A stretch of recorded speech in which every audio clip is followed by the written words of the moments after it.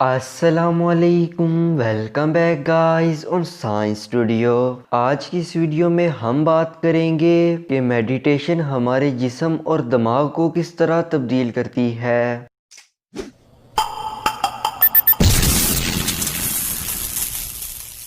Meditation بے چینی اور سٹریس کو کم جبکہ جسم کو پرسکون اور فوکس بڑھانے کے ساتھ ساتھ درد برداشت کرنے کی صلاحیت بھی بڑھاتی ہے۔ باہری دنیا پر فوکس ختم اور پرسکون ہونے کی وجہ سے دماغ ڈیفالٹ موڈ نیٹ ورک میں چلا جاتا ہے۔ اس سے یادداشت، سیلف اویئرنیس اور گول سیٹ کرنے کی قابلیت بڑھتی ہے۔ جب سائنسدانوں نے مونکس اور نیو میڈیٹیٹر کا موازنہ کیا تو معلوم ہوا کہ مونکس میں ہمدردی زیادہ ہوتی ہے۔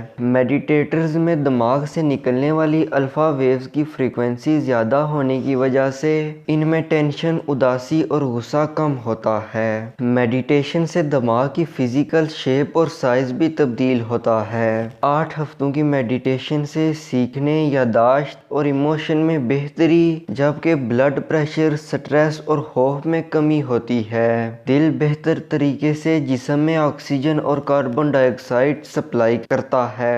ایک اسٹڈی کے دوران میڈیٹیٹر اور نان میڈیٹیٹر کو فلو وائرس دیا گیا۔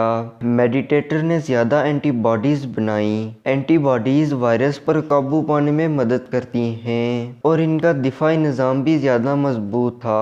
میڈیٹیشن کا سیل کے لیول پر بھی اثر پڑتا ہے۔ کروموسومز میں موجود ٹیلومیئرز نامی پروٹین ڈی این اے کا ڈیمیج کم کرنے کے ساتھ سیل ڈیتھ کا ریٹ بھی کم کرتا ہے۔ اس کی لمبائی کم ہونے سے کینسر، شوگر اور دل کی بیماریاں ہو سکتی ہیں۔ کینسر کے سروائیور نے جب میڈیٹیشن کی تو ان کے ٹیلومیئرز کی لمبائی میں اضافہ ہوا۔